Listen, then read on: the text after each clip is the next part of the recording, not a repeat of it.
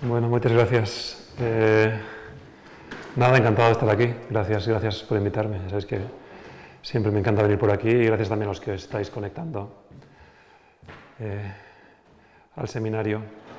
El trabajo este es conjunto con Gilles Duranton, coautor habitual, y acabamos de terminar de revisarlo, así que será útil presentároslo y cualquier comentario que tengáis. Es un trabajo que trata de ver la relación entre el crecimiento en población de las ciudades y el crecimiento agregado de renta. En un proceso de crecimiento habitual en cualquier país, a medida pues, que los países crecen en renta y en riqueza, además que a medida que hay progreso económico, pues típicamente las ciudades también crecen en tamaño y el país se urbaniza más. Pero también hay una literatura grande que apunta que también hay una relación en sentido inverso, es decir, que las ciudades en sí son también un motor de crecimiento. Las ciudades ayudan precisamente a este crecimiento agregado. Pero no tenemos realmente modelos que nos ayuden a estudiar esta relación, ¿no? Sí que tenemos algunos modelos de crecimiento urbano, pero son modelos que tratan aspectos muy distintos, muchas veces no están bien enlazados con otros aspectos de economía urbana, con modelos que tenemos más de cómo funcionan las ciudades dentro, con modelos que se centran más en los costes y los beneficios de las ciudades. Y aquí lo que vamos a tratar es de un poco de integrar todos estos componentes, ¿no? Tener estas distintas ramas de modelos de crecimiento urbano, ponerlas juntas y a la vez tener un modelo que sea pues, consistente con otros hechos estilizados que conocemos sobre las ciudades. Es un modelo en el que vamos a tratar de construir un modelo sobre fundamentos microeconómicos sólidos, tanto para los beneficios como para los costes de las ciudades. En el caso de los beneficios no es tan especial porque realmente tenemos mucho trabajo que trata de dar fundamentos microeconómicos a los beneficios de las ciudades. En el aspecto de los costes sí que creo que es un poco más novedoso porque esto es algo que los economistas urbanos hemos dejado un poco más de lado, ¿no? Cómo aumentan los costes de las ciudades a medida que aumenta la ciudad en tamaño. Y vamos a intentar fundamentar esta parte de los costes un poquito mejor. Y luego a la hora de juntar costes y beneficios, lo habitual en la literatura es un truco de modelización que tiene mucho tiempo, viene de los años 70, de la tesis doctoral de Vernon Henderson, que es suponer que hay como un mercado competitivo de ciudades, donde cada ciudad está controlada por un agente que controla toda la ciudad, que compite con otros agentes y esto pues, es lo que determina el número y el tamaño de las ciudades en equilibrio. Esto como mecanismo de modelización pues, bueno, es cómodo porque es fácil de trabajar con él, tiene aparte una serie de propiedades pues, que genera equilibrios eficientes y demás, pero claro, no es muy realista porque realmente en el mundo no ves muchas ciudades que estén realmente controladas por un solo agente. Y aunque en la literatura clásica este mecanismo es equivalente a, digamos, un gobierno municipal que trate de maximizar el bienestar de sus ciudadanos, una vez que introduces heterogeneidad entre las ciudades, deja de funcionar esta equivalencia, ¿no? Entonces, aquí una de las cosas que vamos a hacer hoy en este trabajo es determinar este equilibrio a nivel de ciudad de una manera distinta, intentando capturar un mecanismo un poco de economía política, donde hay una tensión entre lo que quieren para la ciudad la gente que ya vive allí, que de alguna manera lo que quiere es limitar mucho más el crecimiento de la ciudad, que gente que a lo mejor vive una ciudad muy productiva y querría mudarse allí, ¿no? Y es algo que está muy en el debate político, especialmente en Estados Unidos, pero también en otros países, pues donde se ve pues, que pues, las regulaciones que hay para poder construir más en sitios como San Francisco, o en sitios como Boston, como Nueva York, realmente limitan mucho las posibilidades de expansión de estas ciudades, ¿no? Es algo que vamos a intentar modelizar de una manera sencilla, pero que captura esta esencia de esta tensión entre la gente que ya vive en la ciudad y la gente que quiere mudarse allí. Otro aspecto del trabajo es que hemos tratado también que haya un poco de diálogo entre una parte teórica y una parte empírica. Y esto, para nosotros personalmente, ha sido un poco también la parte más gratificante en cuanto a lo que hemos aprendido haciendo este trabajo, ¿no? Donde pues, Hemos modelizado y hemos tratado de hacer el modelo lo más sencillo posible, pero a veces simplificas demasiado y luego te vas a los datos y te encuentras con cosas que no puedes enlazar en los datos. Y entonces, bueno, pues ha sido un proceso de ir del modelo a los datos, de los datos al modelo, hasta que hemos conseguido que encajara todo. Es un modelo que aunque intentamos juntar muchas cosas, hemos tratado que además sea bastante transparente en cómo funciona. Es decir, no queríamos realmente una caja negra donde poníamos parámetros, poníamos a ordenar funcionar, al final te salen unos resultados y no sabes de dónde vienen, ¿no? Sino que queremos un poco que se vea un poco la esencia de lo que está pasando en el modelo. Y es un modelo donde al final va a depender de muy poquitos parámetros, y el mismo modelo, las ecuaciones del modelo, nos van a dar una guía de cómo estimar los parámetros. Los vamos a estimar de manera bastante estructural, estimando ecuaciones del modelo. Y una cosa bonita es que, como los parámetros, pues claro, empiezas poniéndolos en ecuaciones que son supuestos del modelo, pero luego vas resolviendo el modelo y vas agregando, ¿no? Y pues pasas de las ecuaciones iniciales a un equilibrio dentro de cada ciudad y luego un equilibrio general entre ciudades. Pues el mismo parámetro te va apareciendo en distintas ecuaciones, y lo que hacemos es que el mismo parámetro lo estimamos con esas distintas ecuaciones, que son ecuaciones a distinto nivel de agregación del modelo y que aparte dependen de distintos datos. Y casi para nuestra propia sorpresa, los parámetros que te salen estimados de las distintas ecuaciones son muy similares entre sí, son casi idénticos, ¿no? Lo que nos da cierta confianza en nuestros parámetros, pero también un poco en todo el equilibrio del modelo, porque al final son esas relaciones de equilibrio las que te van agregando las ecuaciones y te las van llevando a otro nivel, ¿no? Y es un poco una parte también que ha sido digamos, más inesperada y que ha funcionado bien, ¿no? Y por otra parte, bueno, pues también el modelo vamos a utilizarlo no solamente para intentar pues encajar con hechos estilizados que ya conocemos, sino para generar algunos hechos estilizados nuevos y también dar evidencia de que se sostienen en los datos. Y finalmente, pues después del modelo, después de esta parte empírica donde estimamos los parámetros, con esos valores estimados para los parámetros, vamos a hacer una serie de contrafactuales que pensamos que son un poco ilustrativos de la importancia cuantitativa que pueden tener las ciudades para el crecimiento agregado. Ese es un poco el plan del trabajo. En cualquier momento, por supuesto, si tenéis cualquier pregunta o cualquier duda, interrumpidme sin problemas. En términos de literatura, por supuesto, bueno, pues enlaza esto con mucho trabajo en economía urbana. Quizá el trabajo más enlaza sobre todo un poco con toda la... Recientemente en economía urbana hay mucho trabajo a nivel de una sola ciudad aislada, hay muchos modelos cuantitativos de una sola ciudad aislada del resto. Este trabajo enlaza mucho más con otra literatura que mira el conjunto de ciudades que forman un país. Y sobre todo, bueno, pues esto enlaza con literatura más antigua, el trabajo de Vernon Henderson en AR en el 74, pero sobre todo con un trabajo de Black y Henderson en Journal of Political Economy en el 99, que es un modelo de crecimiento urbano muy bonito. Con respecto a ese modelo, una serie de cambios importantes. Primero, fundamentos microdistintos, porque queremos pues eso, poder encajar con todos estos hechos estilizados que os comentaba. También vamos a tener más mecanismos de crecimiento. En el modelo que tenían ellos, el único mecanismo de crecimiento agregado era la acumulación de capital humano. Aquí vamos a tener acumulación de capital humano, pero también vamos a tener una evolución de la productividad, que aparte va a ser heterogénea entre las ciudades. Y esto nos va a permitir enlazar dos familias de modelos de crecimiento urbano que hay, que son unas que se dedican más a tratar de ver determinantes sistemáticos del crecimiento urbano y otras que se centran más en shocks y en modelos de crecimiento aleatorio y que se enfocan más que en explicar el crecimiento urbano, en tratar de generar distribuciones de tamaño de las ciudades realistas, y vamos a juntar estas dos cosas.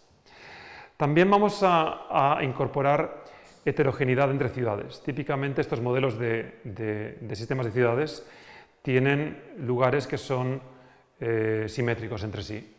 Y vamos a introducir dos formas de heterogeneidad. Primero va a haber heterogeneidad en términos de productividad, y aparte estas diferencias van a ir evolucionando en el tiempo con shocks. Y luego, y esto es algo más reciente porque ha sido parte del proceso de revisión, una de las cosas que nos pidió uno de los evaluadores era introducir también heterogeneidad en las posibilidades de expansión física que tienen las ciudades, donde pues, hay ciudades para las que es muy fácil crecer hacia afuera y otras, pues, en cambio, están mucho más comprimidas pues, por el mar o por montañas o por lo que sea, ¿no? Esto, en principio, bueno, muchas veces cuando te piden que hagas revisiones, ¿no? Que te da un poco de pereza pensar, voy a complicar el modelo, y aparte, una vez que meto dos fuentes de heterogeneidad, ya tengo todas estas funciones que ya no son invertibles, con lo cual me complica mucho más resolver todo esto. Al final lo hemos podido dejar bastante limpio, pese a todo, y esto ha acabado siendo relevante en la parte empírica, ¿no? O sea que al final realmente estamos contentos de haber hecho esta generalización que os contaré luego en más detalle. Y finalmente, bueno, pues este aspecto de economía política que os comentaba, de tener esta tensión entre la gente que ya vive en la ciudad, la gente que quiere mudarse. Aparte de esta literatura teórica, también enlaza con una literatura que trata de estimar los beneficios y los costes de las ciudades. Es una literatura que se ha centrado mucho más en los beneficios. Ahí también lo vamos a estimar, pero la estimación no va a ser nada novedosa. De hecho, lo que vamos a hacer es coger datos para Estados Unidos y reproducir lo que tenían en mi trabajo reciente en British Economic Studies con Jorge de la Roca, hacerlo para Estados Unidos y es prácticamente lo mismo. La parte de costes sí que va a ser más novedosa y aparte va a estar muy relacionada con el modelo, como ya veréis. Y finalmente, bueno, pues también hay una pequeña literatura cuantitativa de múltiples ciudades, que son básicamente esos tres trabajos que os comento ahí. Los dos primeros son un poco más diferentes de enfoque. El de Sean Moretti sí que enlaza un poco más con este tema de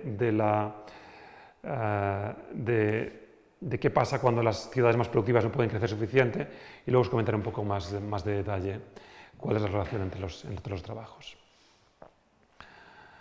Nos he preguntado cuánto tiempo tengo para el seminario en total, para qué calibre. No, bueno, pero ¿cuánto es el tiempo habitual? 45, 50. ¿Cuánto? 45 minutos, 50. Vale, sí, vale, para enlazar, porque con este trabajo aparte siempre me pasa que como tiene la parte teórica, la parte empírica, la parte de calibración, al final siempre me las apaño para quedarme sin tiempo, o sea que trataré de agilizar un poco. Bueno, pues paso al modelo. Es un modelo de crecimiento, con lo cual lógicamente necesitamos tiempo y vamos a tener periodos discretos. En cuanto a las ciudades, vamos a tener un continuo de posibles ubicaciones para ciudades. Esto en la parte teórica, porque tener un continuo pues, te facilita el resolver el modelo. Luego, por supuesto, cuando lo llevemos a los datos, vamos a tener que tener un número discreto de ciudades, que va a ser las que hay en Estados Unidos. Todo esto lo vamos a hacer con datos para Estados Unidos. Hay estas dos dimensiones de heterogeneidad que os comentaba, por una parte en productividad, que es este parámetro A. Entonces, A y T es la productividad de la ubicación I en el momento T. Y luego estas barreras al crecimiento, que os contaré en un momento con más detalle. Aquí la población total en la economía puede crecer y va a crecer de manera exógena, pero todo el resto va a ser endógeno, es decir, cuánta gente vive en ciudades, cuánta gente vive en el campo, dentro de las ciudades, cómo se reparten entre las distintas ciudades, todo esto va a ser endógeno, y dónde están ubicadas las ciudades, qué sitios están operativos, qué sitios no, también va a ser endógeno. Vamos a tener una especie de generaciones solapadas aquí, pero bastante sencillas. Realmente vamos a tener un primer periodo donde las personas son niños que viven con sus padres, y un segundo periodo donde, una vez que se hacen adultos, deciden si quieren vivir donde sus padres o mudarse. Y esto realmente aquí, la parte de crecimiento es muy sencilla, la parte dinámica del modelo es muy sencilla. El tener estas dos generaciones es simplemente como una manera de justificar el que tengamos gente que de alguna manera ha nacido en la ciudad y ya tiene un sitio donde vivir allí, y gente que ha nacido en otro sitio y quiere mudarse. Y es un poco para generar esta simetría, por lo que tenemos estas generaciones solapadas. Entonces, bueno, la secuencia de eventos es la que aparece aquí, larga, pero os la cuento, en realidad es más sencilla de lo que parece. Al comienzo de cada periodo, pues la generación adulta desaparece, sus hijos se convierten en adultos. La productividad de cada ubicación recibe un shock multiplicativo. Entonces, si A y T-1 era la productividad del periodo anterior, la multiplicamos por este shock G y nos da la productividad actual. Y entonces la gente, digamos, que ya creció en la ciudad, son los que viven allí y deciden cuál es el nivel de regulación que quieren para esta ciudad. Y esta regulación, al final, son simplemente complicaciones que creas para que la gente construya viviendas nuevas. Son normas, son límites, son todo tipo de cosas que crean costes adicionales a construir una vivienda. Vistos estas regulaciones, visto el nivel de productividad de los distintos lugares, vista la población que hay en cada sitio, cada individuo decide si quiere quedarse donde está o si quiere mudarse. Y si se muda, bueno, pues va a tener que conseguir una casa allí donde quiere mudarse y para eso va a tener que incurrir este coste de regulación, además de costear el uso del suelo en esa ciudad. Una vez que la gente se ubica en un sitio, bueno, pues hay un proceso de acumulación de capital humano que os contaré en la siguiente transparencia. Y bueno, pues luego ya resolvemos sobre esto el modelo, ¿no? Donde bueno, pues tenemos la distribución de la renta de la tierra, los trabajadores que están en las ciudades necesitan desplazarse al trabajo, los que están en el campo, ¿no? Esos directamente trabajan en su casa y ya está. El proceso de acumulación del capital humano tiene tres fases que bueno, podemos pensar como en educación obligatoria, educación posobligatoria y luego un proceso de acumulación de experiencia en el trabajo cuando eres un trabajador joven.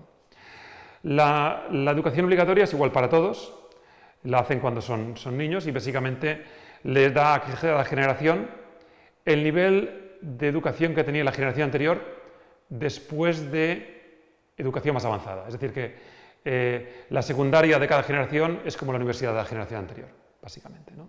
Entonces, bueno, esto te da un proceso de acumulación de capital humano y sobre esto, pues cada individuo decide cuánto tiempo más quiere dedicar a estudiar, donde el coste de esto es que, claro, cuanto más tiempo dedicas a estudiar, pues menos te queda para trabajar.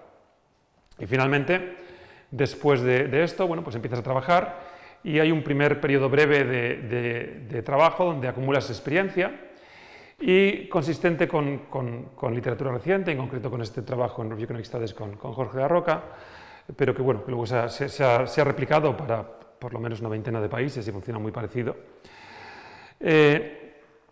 Lo que vemos en ese trabajo y lo que se ve en general en otros países también es que el valor de la experiencia depende mucho de dónde la acumulas. Y si acumulas experiencia inicialmente, sobre todo en una ciudad grande, pues es una experiencia más valiosa. Entonces, bueno, aquí lo ponemos de manera muy sencilla. Esto te da sobre el capital humano con el que acabaste después de la educación obligatoria, luego le añadiste a esto educación adicional y luego tienes un valor de la experiencia inicial que depende del tamaño de la ciudad donde la acumulas. Y esta elasticidad beta es lo que te da elasticidad con respecto al tamaño de la ciudad. Entonces, al final, bueno, pues si resuelves esto, sujeto a digamos, restricciones no muy fuertes para esta función de aprendizaje, al final, pues todo el mundo en cada generación dedica el mismo tiempo a esta educación adicional, pero luego, pues depende de dónde estés, si acumulas experiencia en una ciudad más grande, pues acabas con más capital humano.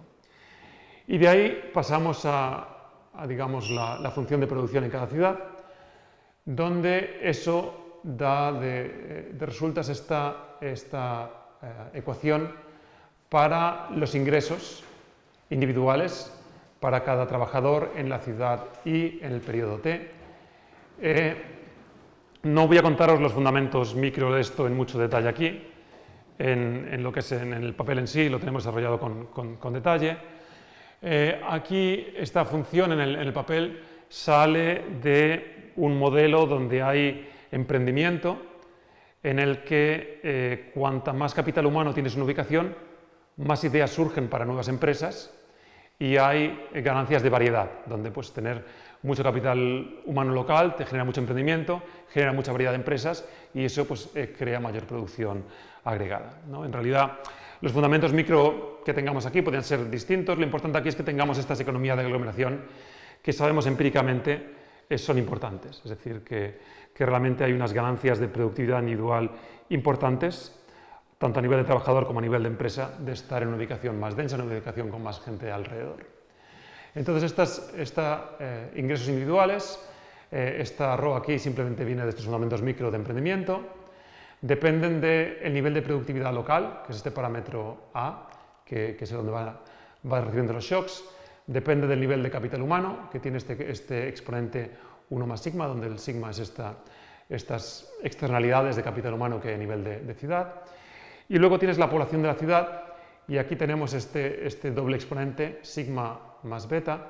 La sigma viene de estas externalidades, de nuevo en el emprendimiento, y la beta viene de esta mayor valor de la experiencia en las ciudades grandes. Entonces, bueno, pues realmente los ingresos individuales van a aumentar con el tamaño de la ciudad, y este es el lado positivo de las ciudades. Es decir, una ciudad grande vas a tener más productividad y más ingresos. Sin embargo, no todo es positivo en una ciudad grande. Una ciudad grande también va a tener más costes. Va a ser más costoso tener una vivienda, va a ser más costoso desplazarse al trabajo.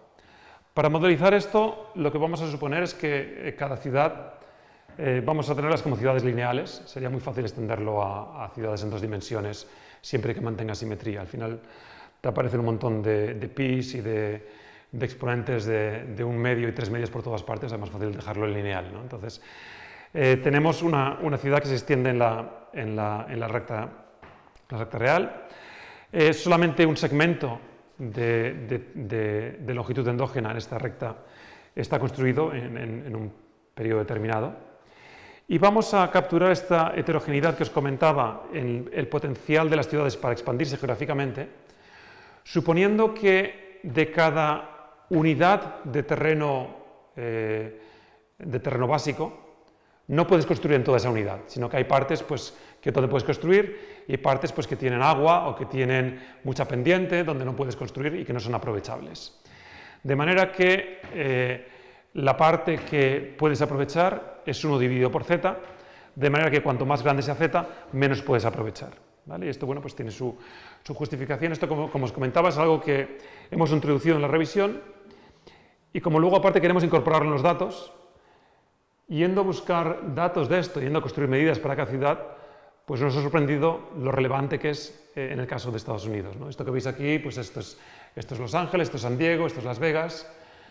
Aquí el rojo, hay distintos tonos de rojo que no se aprecia muy bien ahí en la proyección, es lo que estaba construido en el año 2011 en Estados Unidos. El azul, lógicamente, es agua, y pues claro, lógicamente Los Ángeles está pegado al agua, no puedes expandirte hacia el agua, a menos que te pongas a construir en plan holandés a cogerle terreno al agua, ¿no? Pero lo curioso es que si te miras en dirección contraria, todo esto que está aquí en color beige es terreno que tiene una pendiente de más del 15%. Y no se solapan, es curiosísimo. O sea, ves pendiente del 15% y te delimita casi de manera exacta lo que ya está construido en Los Ángeles. Si esto además le añades la parte en verde, que son zonas que son pues, parques nacionales o parques estatales, zonas donde legalmente no puedes construir, al final te queda muy poquito terreno donde expandirte, ¿no? Y esto pasa, por ejemplo, en Los Ángeles, pasa en San Diego, pero tienes otras ciudades donde esto no es tanto así, ¿no? Pasa en Las Vegas, por ejemplo, es más expandible, y hay otros sitios que son mucho más expandibles. Entonces esto es importante, pero aparte es importante de una manera heterogénea, y es un poco lo que queríamos capturar aquí. Para mantener las cosas de manera sencilla, una cosa que vamos a desconectar de modelos de economía urbana que se centran más en una única ciudad, es que no vamos a estar pensando en crecimiento vertical de las ciudades o en diferencias en cómo de grande es tu casa, sino que al final todo el mundo va a consumir una unidad de vivienda, y esto lo hacemos así porque entonces, bueno, pues es mucho más sencillo, porque al final la utilidad individual va a ser equivalente al consumo del bien final, ¿no? Entonces va a ser mucho más sencillo de resolver el modelo. De toda, digamos, la parte de supuestos del modelo, la parte que más nos complicó realmente ver cuánta complejidad queríamos es un poco esta ecuación de aquí, este par de ecuaciones de aquí, que nos dicen cuál es la tecnología de transporte en la ciudad. Y aquí empezamos simplificando un poquito más de esto. Aquí tenemos 3 parámetros, inicialmente nos quedamos con 2 nada más, y no funcionaba, y os voy a explicar un momento por qué, ¿no? Entonces aquí tenemos 3 parámetros. El primer parámetro es esta gama aquí, ¿vale? T y T de X es el coste de transporte diario al trabajo para una persona que vive en una ciudad a una distancia X del centro. En un modelo típico de ciudades, el modelo de ciudad monocéntrica, muchos modelos habitual, simplifican teniendo a todo el mundo yendo a trabajar al centro y de vuelta a casa. Pero esto realmente te da un desplazamientos al trabajo muy largos empíricamente. Porque sí es verdad que la gente que vive en las afueras tiende a viajar más al trabajo, pero la elasticidad no es 1. La elasticidad es más, os enseñaré un momento números, es más en torno a 0.07, es mucho más baja. Entonces es importante tener este parámetro para capturar que sí, que la gente que vive más lejos del centro de la ciudad se desplaza más, pero que no es una cosa de una magnitud enorme como muchas veces se modeliza. Luego esa distancia que tienes al trabajo, x elevada a sigma, tiene un coste que varía de una ciudad a otra, y este es este tau IT. Varía de una ciudad a otra y varía en el tiempo. Entonces, bueno, estos dos parámetros adicionales, el primero, z, lo que te hace es capturar que las ciudades más grandes también están más congestionadas. La velocidad de desplazamiento al trabajo es más lenta.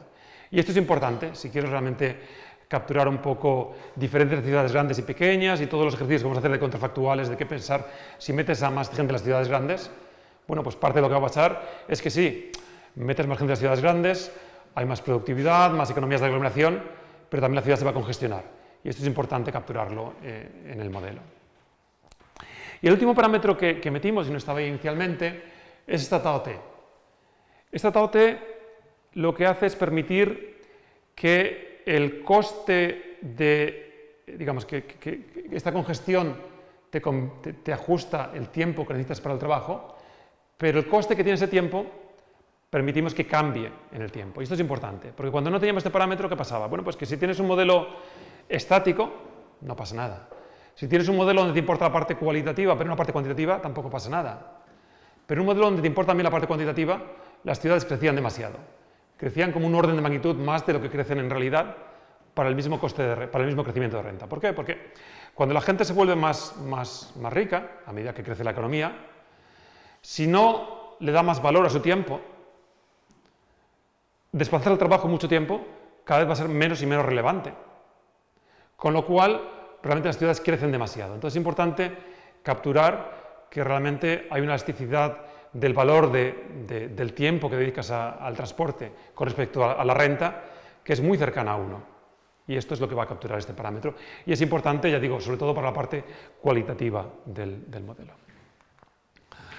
Vale, entonces, aparte de esto, bueno, pues la población en general del país puede crecer en el tiempo, este crecimiento va a ser exógeno, pero lo que va a ser endógeno es cómo se reparte esta población, no solamente entre las distintas ciudades, sino que también vamos a tener una posibilidad de crecimiento extensivo del sistema urbano. ¿Vale? Esto es importante, porque empíricamente es una dimensión relevante. Realmente la proporción de gente que vive en las ciudades ha ido aumentando en el tiempo, en Estados Unidos, pero también en otros países. Pero aparte también, este crecimiento no solamente es un crecimiento urbano de aumento del tamaño de las ciudades que ya existen, sino que también, bueno, se van creando nuevas ciudades, ¿no? Entonces, bueno, pues esto permitimos que el modelo tenga también esa posibilidad de ajuste en el margen. Lo hacemos con este sector rural, que bueno, lo modelizamos de manera muy sencilla, podéis pensar en esto, sería como una Cobb Douglas en trabajo y tierra, básicamente. Vale, pues ese es el modelo, entonces ahora podemos empezar a resolverlo.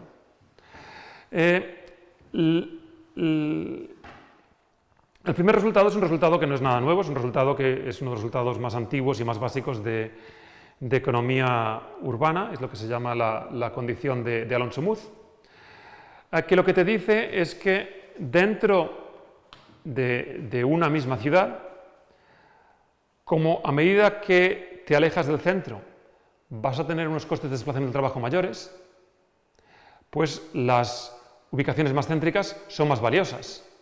Y como son más valiosas para todo el mundo, la vivienda va a ser más cara.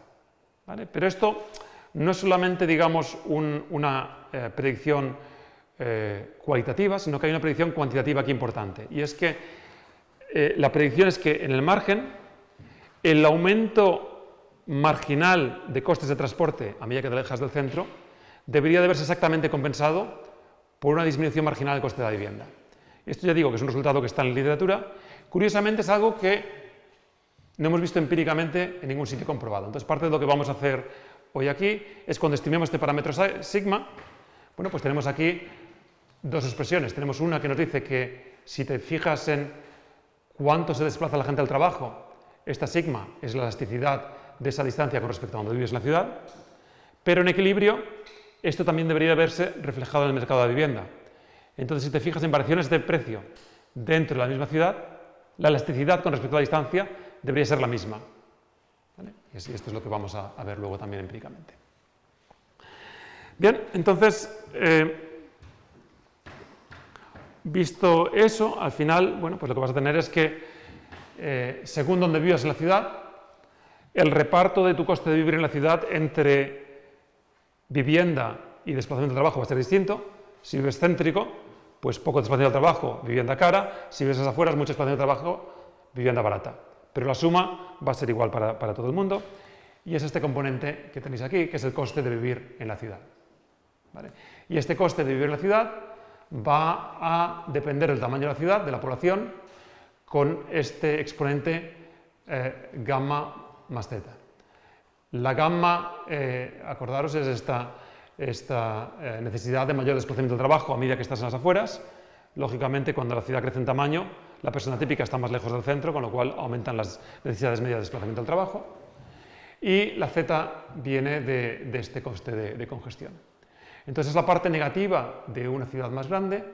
La parte positiva es lo que hemos visto antes, que aumentan la productividad de los ingresos. Y entonces, la gente que de alguna manera es nativa de la ciudad, que son quienes deciden el nivel de regulación, cuando fijan el nivel de regulación se van a dar cuenta de que según regulen más o menos la construcción de nueva vivienda, la población de la ciudad va a aumentar más o menos. Y entonces van a fijar el nivel de regulación que produzca el tamaño de población de la ciudad que más les convenga a ellos.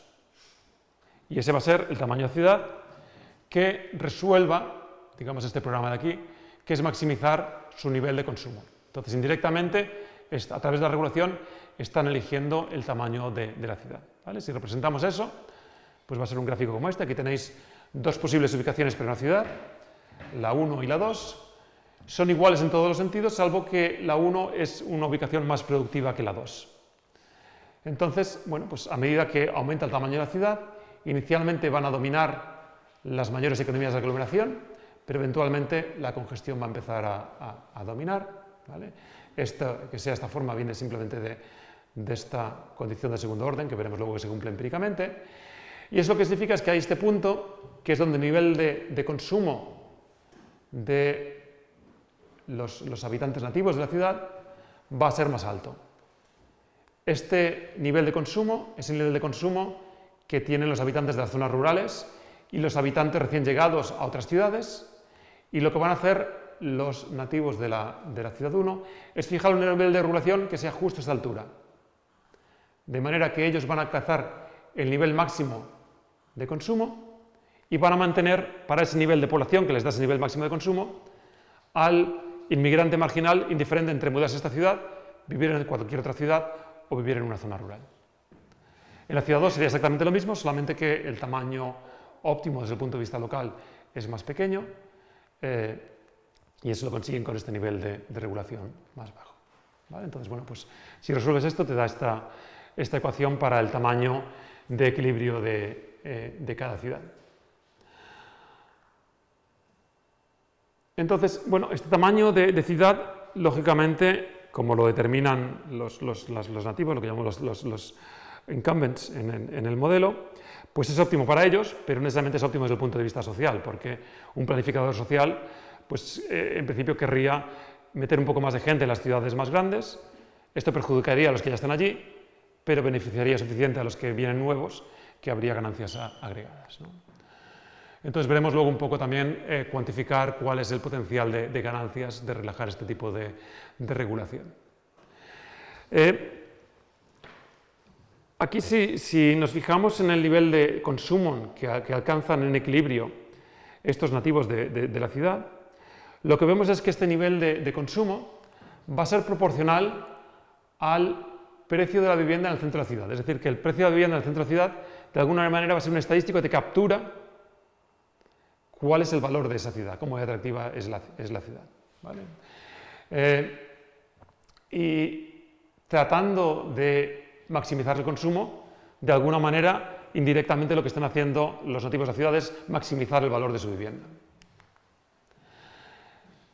Para representar el equilibrio del modelo, una manera de hacerlo gráficamente es este gráfico que para los que habéis hecho en algún momento comercio internacional, esto resultará familiar del típico gráfico con el que enseñamos a los alumnos el modelo de factores específicos, ¿no? Donde tienes dos, ¿acordáis cuando explicamos comercio internacional a los alumnos de grado? Pues empezamos contándoles pues, el modelo ricardiano y tenemos un solo factor y luego introducimos dos factores para ver aspectos distributivos del comercio, ¿no?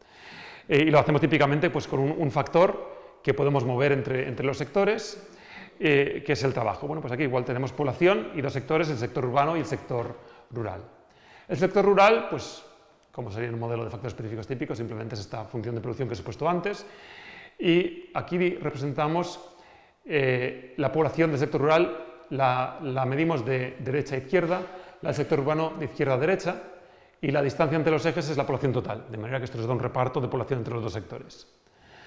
Esto pues simplemente viene de la función de producción. Esto es más complejo porque esto no viene de una función de producción, sino que esto viene del nivel de consumo que alcanza cada ciudad en equilibrio. Es decir, este nivel de consumo que tenemos aquí en este trazo negro grueso es básicamente este nivel de consumo que tenemos aquí. Y estas curvas que tenemos son las curvas que os había enseñado antes, estas curvas de aquí, donde en cada ciudad los nativos fijan un nivel de regulación que les sitúa en el máximo de esa curva, ¿vale? Entonces, bueno, pues aquí tenemos realmente la ciudad más atractiva, esta sería Nueva York, esta es la población de Nueva York, a continuación pues representas Los Ángeles, y aquí tenemos la población de Los Ángeles, y vas añadiendo, y hasta el final llegas hasta la ciudad marginal, que es la ciudad donde la gente estaría indiferente entre estar en esa ciudad, ser un nativo en esa ciudad, o estar en el sector rural, ¿vale? Esto nos da el equilibrio del modelo. Esto está pues, calibrado para Estados Unidos en 1980. Si pensamos en pues, una generación más tarde, en el 2010, va a haber, por una parte, una acumulación de capital humano, por otra parte va a haber un crecimiento de la productividad agregada, pero que no va a ser igual en todas partes. Entonces, bueno, pues a Dallas le va a ir mucho mejor que a Detroit, entonces pues va a tener un crecimiento de productividad más alto. ¿Qué sucede? Pues que todas estas curvas se van a desplazar hacia arriba, estos consumos van a desplazarse hacia arriba y también se van a expandir las ciudades en tamaño, ¿vale? Entonces pasamos a una situación como esta donde todo se ha movido para arriba y hacia la derecha.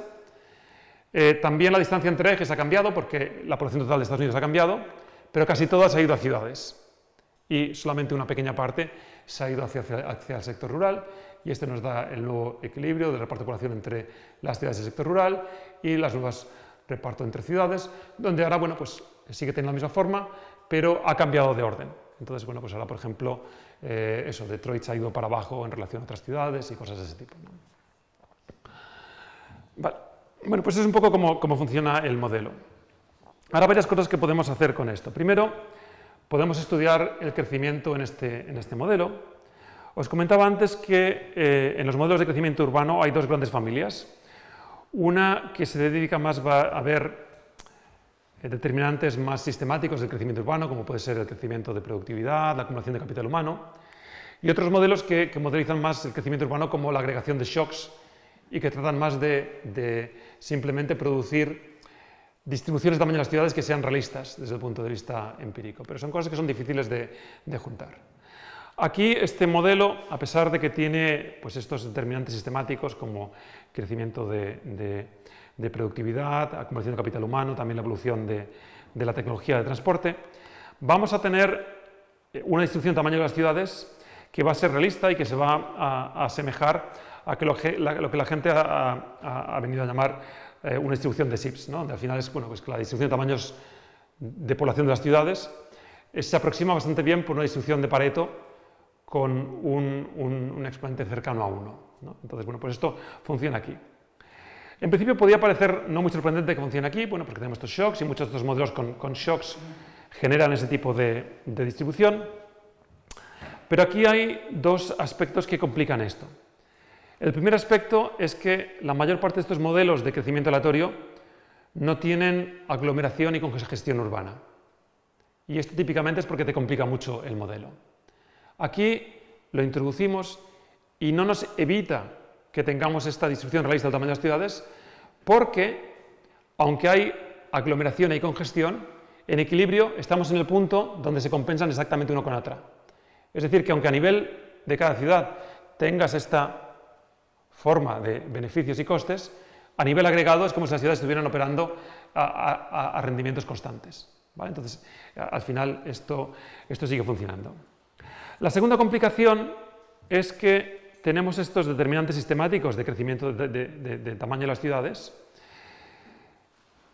y el problema no es que estén ahí, el problema es que están a su vez sistemáticamente relacionados con el tamaño de la ciudad. En concreto, el capital humano, el crecimiento del capital humano, la acumulación de capital humano, es uno de los motores de crecimiento del modelo, pero también es sistemáticamente más alto en las ciudades más grandes y las ciudades más pequeñas. Y esto te podría hacer explotar el modelo. No sucede que el modelo explote porque en el modelo tenemos una diferencia sistemática en el nivel de capital humano entre ciudades, pero no en la tasa de crecimiento de capital humano entre ciudades, ¿vale? Entonces esto es por lo que funciona. ¿Vale? Esto es por lo que funciona, pero ¿es esto realista? Es verdad en los datos que las ciudades difieran en el nivel de capital humano según su tamaño, pero no en la tasa de acumulación. Pues resulta que sí. Para esto lo que hemos hecho ha sido coger pues, datos del Current Population Survey de Estados Unidos en el 86 al 2016, y aquí tenéis para 3 grupos de tamaño de ciudad cuál es el porcentaje de población con titulación universitaria. Y veis que aunque, pues claro, las ciudades más grandes tienen más gente con titulación universitaria que las de tamaño mediano, y esas más que las de tamaño pequeño, las diferencias se han mantenido muy estables en el tiempo. De hecho, si miras el ratio del valor final al valor inicial, es idéntico entre los 3 grupos. Si en vez de hacer grupos calculas una elasticidad con respecto al tamaño de ciudad, también se ha mantenido constante en el tiempo. Es decir, que sí que se sostiene esto en los datos. Entonces, una de las primeras cosas que hacemos es determinar este tamaño de ciudad. Lo segundo que hacemos es utilizar el modelo como base para estimar sus principales parámetros. Ya os comentaba antes que la parte de las economías de aglomeración no está novedosa, os lo comentaré en un momento, pero es un poco más replicar cosas que hemos hecho en otros trabajos. La parte un poco más novedosa es la parte de costes. Y aquí este parámetro gamma que os comentaba aparece inicialmente en esta ecuación, que es simplemente un supuesto del modelo, es la ecuación de transporte. Y esto es lo que nos dice es que si comparas a gente dentro de la misma ciudad, cuanto más lejos vivas del centro, más te vas a desplazar al trabajo, y eso va a aumentar con una elasticidad gamma con respecto a la distancia. Luego vemos que en equilibrio dentro de una ciudad, los mayores costes de transporte hacia las afueras deberían de compensarse con un menor coste de la vivienda, de manera que la elasticidad del precio de la vivienda con respecto a la distancia debería ser la misma también, ¿vale? Y finalmente, una vez que esta ecuación es un poco más compleja, esto ya viene de todo el equilibrio general del modelo, pero en esta ecuación final del equilibrio general del modelo también te aparece el parámetro gamma, y en este caso te está relacionando el precio de la vivienda en el centro de cada ciudad con la extensión física de la ciudad. Y de nuevo debería de funcionar con la misma elasticidad. Pues bien, estimamos estas tres ecuaciones. Esta columna aquí, primera, utiliza aquí la unidad de observación es un hogar. Comparamos hogares dentro de una ciudad, y este es la elasticidad de la distancia que viaja cada hogar al cabo del año en función de distancia al centro de la ciudad. Y vemos que la elasticidad es 0.07. Aquí lo hacemos en base a precios de la vivienda, también dentro de una ciudad, y esta es la elasticidad del precio de la vivienda con respecto a la distancia al centro. Y vemos que la elasticidad es esencialmente la misma, 0.07. Y cuando miramos el equilibrio general del modelo y comparamos precios de la vivienda en el centro con el tamaño físico de la ciudad, y aquí el tamaño físico, claro, es difícil de definir si pensáis empíricamente, ¿no? Porque ¿qué te coges? ¿La casa que está más lejos? Bueno, pues en Estados Unidos las ciudades se definen en base a condados, esto puede ser una cosa un poco arbitraria, ¿no? Entonces lo que hacemos es mirar todas las viviendas que están dentro de lo que está definido como el área metropolitana en Estados Unidos en base a condados, cogemos el 95 percentil de distancias al centro y exigimos que haya una densidad mínima en esa zona, y eso es lo que nos da una especie de definición sistemática del tamaño de la ciudad. Y de nuevo, cuando hacemos así, pues nos da la misma elasticidad 0.07, ¿no? Entonces esto nos da bastante confianza en este parámetro pero también un poco en toda la estructura del modelo, ¿no? Porque al final lo que estás haciendo aquí es agregando las relaciones de equilibrio, y el hecho de que sobreviva el valor del parámetro nos da bastante confianza en que realmente tiene sentido, ¿no? El otro parámetro de costes es esta congestión, y aquí pues lo que hacemos es medir la congestión directamente. Entonces, bueno, pues cogemos por una parte la encuesta de transportes en Estados Unidos, la misma que utilizamos para este parámetro. Aquí lo que hacemos es calcular la velocidad. Como sabes, bueno, la gente cuánto se desplaza y cuánto tiempo le lleva, porque tienen pues este diario donde llevan todos los desplazamientos que han hecho al día, pues lo hacemos en base a todos los viajes individuales en esta encuesta, calculamos cuál es la velocidad en cada ciudad y calculamos la elasticidad con respecto al tamaño. Como estas encuestas pues son un poco raras y ves que la gente pues muchas veces redondea y dice, no, pues tardé 5 minutos, tardé 10, pero no te dice tardé 9 minutos y 37 segundos, ¿no? Lo que hacemos es coger el desplazamiento que te dicen que han hecho y con las coordenadas le preguntamos a Google cuánto se tarda a esta hora, este día de la semana, en hacer el mismo desplazamiento. Y en realidad te da la misma elasticidad exactamente, ¿vale? Entonces, bueno, estos son los parámetros de la parte de costes. De la parte de beneficios, aquí realmente lo que hacemos es rehacer esto que hicimos con Jorge de la Roca para España, con datos de la muestra continua de vidas laborales. En Estados Unidos no tenemos datos con tanta gente, pero tenemos el National Gentle Survey of the Youth, que es una muestra más pequeñita, pero que da para estimar esto.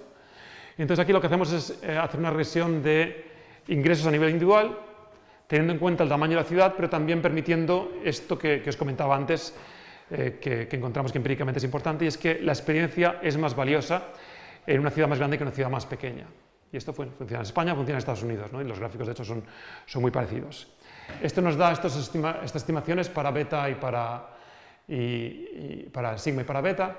Esta es la estimación de sigma, 0.04. De nuevo, bueno, pues puedes preocuparte de endogeneidad. Desde aquí lo hacemos con variables instrumentales. Lo puedes hacer directamente en un solo paso, lo puedes hacer en 2 pasos, te da muy parecido. Y esta es la estimación para la suma de sigma y beta. Entonces, para eso al final utilizamos 0.04 para sigma, y como 0.08 es más o menos lo que nos da para sigma más beta, pues utilizamos 0.08 para la suma de los dos. El único parámetro que no estimamos directamente es esta lambda, que es este parámetro que aparece en la ecuación de producción del sector rural, y aquí simplemente pues, vamos a utilizar la elasticidad, o sea, realmente es la proporción de la tierra en el sector agrario en Estados Unidos.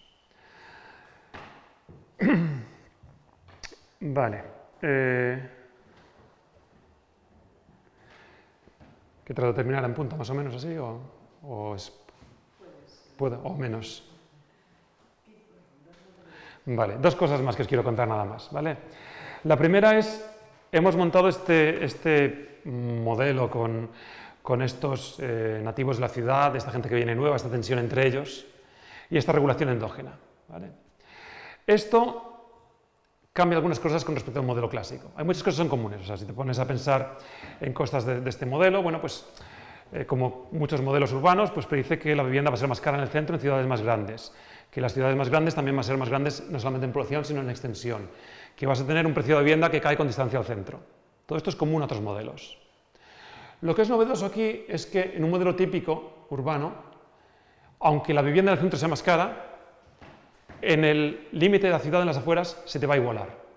Porque al final, el precio de la vivienda en las afueras, básicamente es el precio del suelo en un uso alternativo, que va a ser la agricultura, que va a ser muy parecido en todas partes, más el coste de la construcción, que también va a ser bastante parecido. En este modelo, aparte de esos 2 costes, tienes el coste de la regulación. Y el modelo te predice que la regulación va a ser más alta cuanto más grande sea la ciudad. Y por tanto, el precio de la vivienda en el límite de la ciudad también va a ser más alto. Esto es lo que vemos aquí empíricamente para estas 5 ciudades. Si lo miras para todas las ciudades de Estados Unidos, también ves esta relación positiva. El modelo te dice que esto es porque hay más regulación.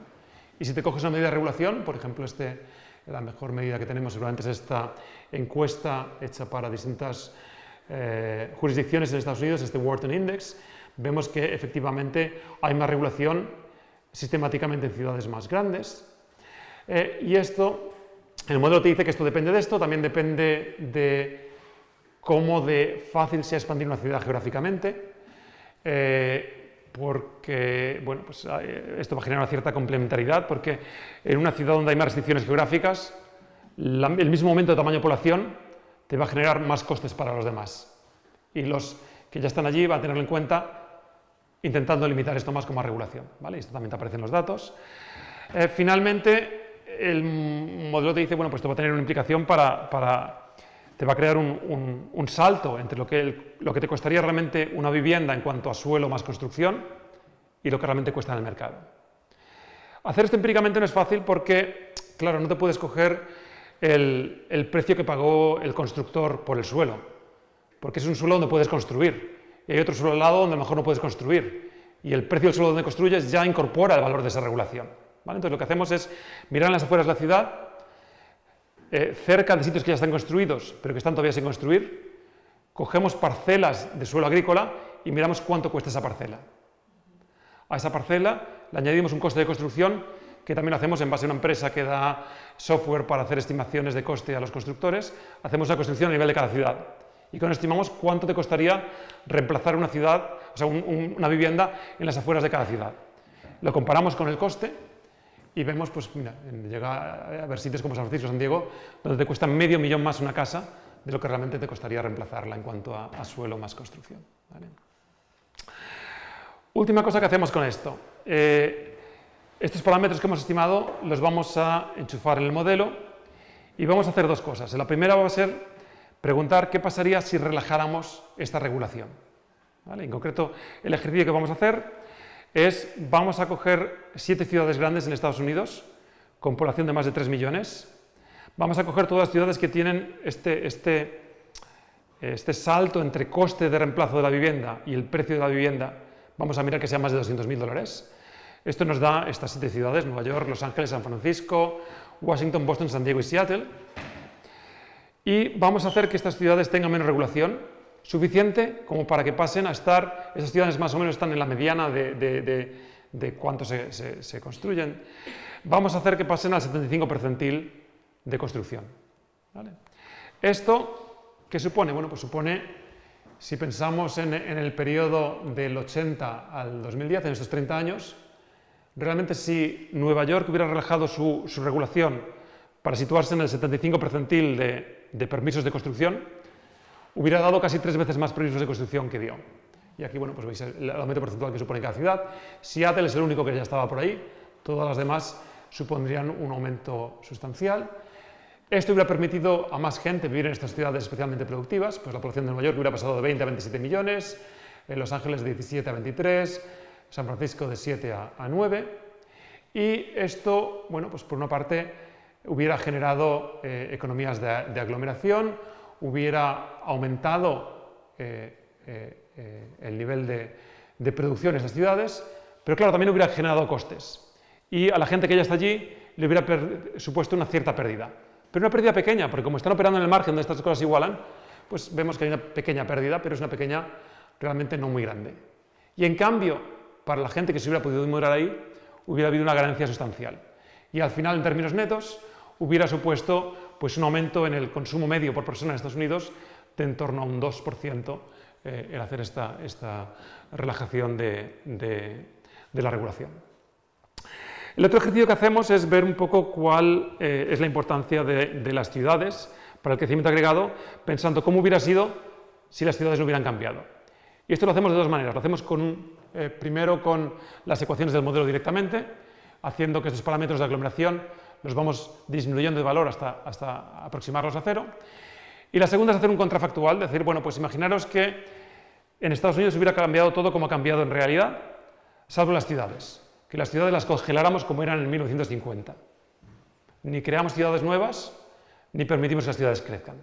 ¿Qué hubiera pasado? Bueno, pues lo que nos dice el modelo es que hubiéramos perdido en torno a 1,2 puntos porcentuales de crecimiento de PIB cada año, con lo cual al final del periodo hubiéramos perdido pues en torno a un 26% del Producto Interior Bruto actual de Estados Unidos.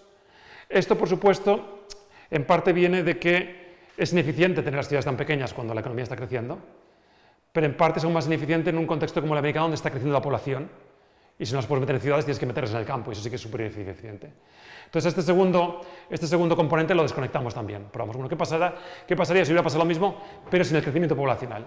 Bueno, aún así, hubieras tenido la mitad de las pérdidas simplemente de no poder redistribuir población en el espacio. ¿Vale? Y ese es el otro ejercicio que hacemos. Y bueno, pues con eso, si os parece, termino ahí. Ya habéis visto un poco ya no concluyo porque ya habéis visto un poco de qué iba esto, así que no os cojo más tiempo. Pues muchísimas gracias, Diego. Supongo que ahora hay preguntas aquí en la sala o online, así que si alguien quiere hacer alguna pregunta, alguna consideración, adelante. ¿Una duda al respecto? Sí, hay. Diego, yo hay una cosa que no he entendido muy bien, que es la regulación, ¿no? La regulación, que es que tú eliges el tamaño óptimo de la... Básicamente sí. O sea, la regulación al final pues van a ser trabas burocráticas que le puedes poner al que quiere construir. Entonces, bueno, pues de hecho, esta encuesta que os comentaba, lo que hacen es que, bueno, pues llaman por teléfono a jurisdicciones que dan permisos en Estados Unidos y les hacen una batería de preguntas, ¿no? Pues tenéis un tamaño mínimo de terreno en el que puedes construir. El terreno tiene que tener una proporción de terreno que está permeable a no permeable. Tienes cuántas jurisdicciones tienen que... Entonces, pues hay veces que muchas veces son simplemente pues la zona de San Francisco, por ejemplo, muchas veces tienes 5 y 6 organismos distintos que tienen que darte permiso. Y entonces simplemente esta sucesión pues, te hace que te retrasen a lo mejor 3 o 4 años el permiso, ¿no? Y pues al final no es algo que realmente suponga ingresos para los que ya están allí, simplemente son trabas que pones a construir, o bueno, pues que no puedes construir más de determinadas alturas, hoy en el aeropuerto estaba viendo un tuit de alguien en Estados Unidos que decía, bueno, ¿qué pasaría si construyeras el Empire State Building en Palo Alto? Por regulación, ¿cuánto aparcamiento al aire libre tendrías que darle? Entonces tienes ahí un barrio como de 3 kilómetros cuadrados que tendrías que hacer un aparcamiento y no puede ser un aparcamiento subterráneo debajo de la torre, tienes un aparcamiento en superficie al aire libre, con lo cual... Entonces son cosas de este tipo, ¿no? Que realmente no generan ingresos para nadie, pero que entorpecen la construcción, es un poco como lo modelizamos, ¿no? Sí. ¿Cómo recoges tú esto en el modelo? Sí, entonces el modelo simplemente es un coste artificial que introduces y es indirectamente a través de este coste eliges el tamaño de la ciudad. Entonces lo que está haciendo es este coste y según, pues en esa curva que veíamos, al final, según fijas el coste, de manera que justo te sitúes en ese... Entonces realmente lo que estás creando es esta diferencia entre el coste de construir la vivienda y lo que realmente tiene que pagar la persona que la compra. Pero sí, indirectamente estás decidiendo el tamaño de la ciudad. Yo estaba pensando, ¿por qué no regular ya tu variable nueva, la Z, ¿no? Es decir, que la Z también sea regulada, ¿no? Es decir, que pueda ser endógena en el sentido de que por economía política fijas la Z que quieres. Claro. ¿No? Hay una parte física, pero también puede haber una parte de regulación. Sí, no, es muy interesante. Y de hecho, cuando hacemos la estimación de economías de aglomeración, el modelo te dice que la A va a ser endógena y entonces también te dice que puedes instrumentar con la Z. Pero cuando instrumentamos con la Z, utilizamos el mar, utilizamos las montañas, pero no utilizamos los parques naturales. Porque los parques naturales, lo que tú dices, los parques naturales, o sea, si tú proteges pues son parques naturales, pero a veces son parques de barrio.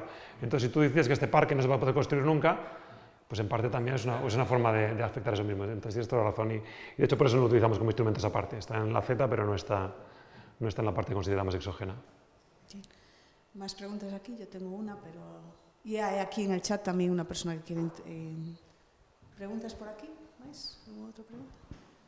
Bueno, muy brevemente, felicidades por vuestro ingente trabajo y excelente presentación y gran capacidad comunicativa de meternos las ideas fundamentales en relativamente pocos minutos.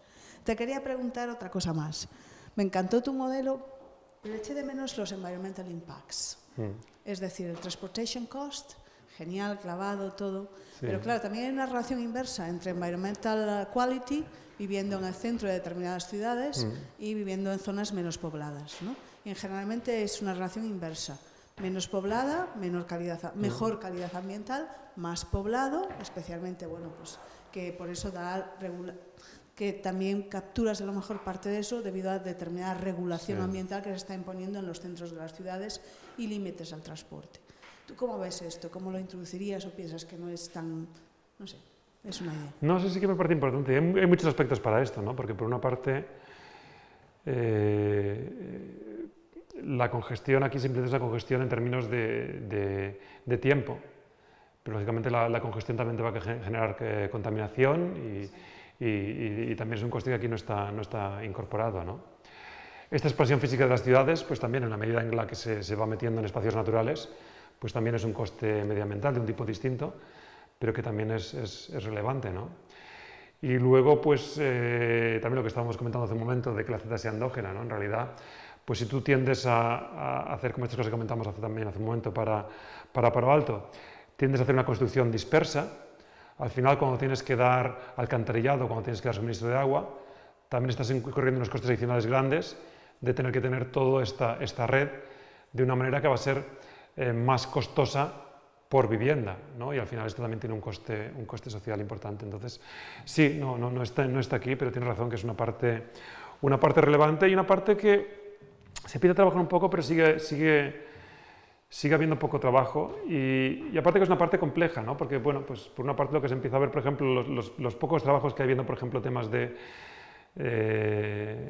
contaminación más detallado. Claro, tienes la parte, por una parte, de exposición individual y luego la parte, digamos, agregada, ¿no? Donde las ciudades, por una parte, son eficientes no solamente para producción, sino también en cuanto a menor generación de emisiones, por ejemplo, pues porque es más fácil calentar edificios grandes que casas individuales, porque el transporte público también es menos contaminante. Entonces, digamos que las emisiones por persona en una ciudad son más bajas. Pero como está todo el mundo junto, al final individualmente te ves mucho más expuesto a la contaminación si vives en una ciudad que si vives en el campo, ¿no? Entonces tiene un poco también este aspecto, ¿no? De que por una parte lo que es el coste individual y lo que es el coste social también varía. O sea que realmente es un tema muy rico de ver, ¿no? Pues Sí. Una idea para el futuro, ¿no? Sí, no, y aparte, y más aquí que tenéis un grupo fantástico de economía en temas de medio ambiente, ¿no? Pues es una rama que en términos de economía urbana yo creo que todavía hay tantísimo por hacer y es muy interesante. Pues muchas gracias. Pues si non hai máis preguntas aquí, abrimos o chat. Fernando Bruna, creo que quere facer unha pregunta. Gustaría preguntar en la misma línea de las dos preguntas anteriores. Sí. Con la cuestión de regulación, realmente regulación se pone como un coste, pero parece como si el regulador tuviera razones arbitrarias para introducir la educación, cuando muchas de las razones pueden ser precisamente razones de aumentar el bienestar de los ciudadanos. Entonces se produce aquí un trade, y además el bienestar vía medioambiental. Se puede producir un trade-off de que mayor regulación hace más atractiva la ciudad. Y se me ocurre pensar, por ejemplo, en comparar San Francisco con Detroit, ¿no? Dos ciudades con unos atractivos, se les llama amenities, como se les quiera llamar, pero con un atractivo completamente diferente, con ciudades para vivir. Entonces, claro, yo entiendo que este modelo es muy complejo, es admirable la cantidad de información que tiene y no se puede introducir toda la atracción, ¿no? Tengo este conflicto entre las amenities y la regulación como bosque, ¿no? Sí. Sí, no, y yo creo que hay dos aspectos muy interesantes en lo que comentas, ¿no? Uno es que la regulación realmente la regulación óptima no es cero.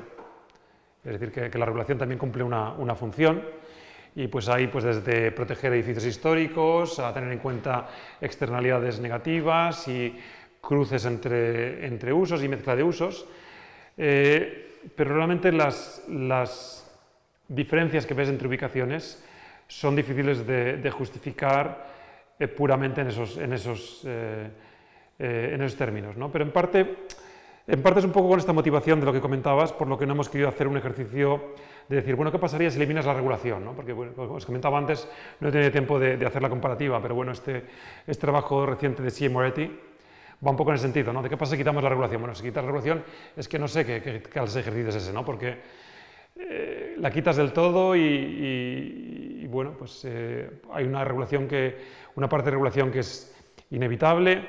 También, por otra parte, si la quitas del todo en un modelo de este tipo, pues vas a tener seguramente unos crecimientos urbanos que se van más allá de lo que ves en ningún sitio del mundo. O sea, si miras en el trabajo publicado final no lo comentan, pero en la versión del working paper, que sí que tenían los datos de la población que salía sus contrafactuales, pues te salía Nueva York con 150 millones de personas. Pues claro, es que no hay ciudades de 150 millones de personas en el mundo, ¿no? Entonces, ¿qué es eso, no? Entonces, en parte es por una cuestión pues, de tecnología, que realmente no tenemos una tecnología para tener una ciudad así, pero en parte también que es difícil pensar en quitar la regulación del todo, ¿no? Entonces, por eso también el ejercicio que hacemos es un ejercicio más marginal.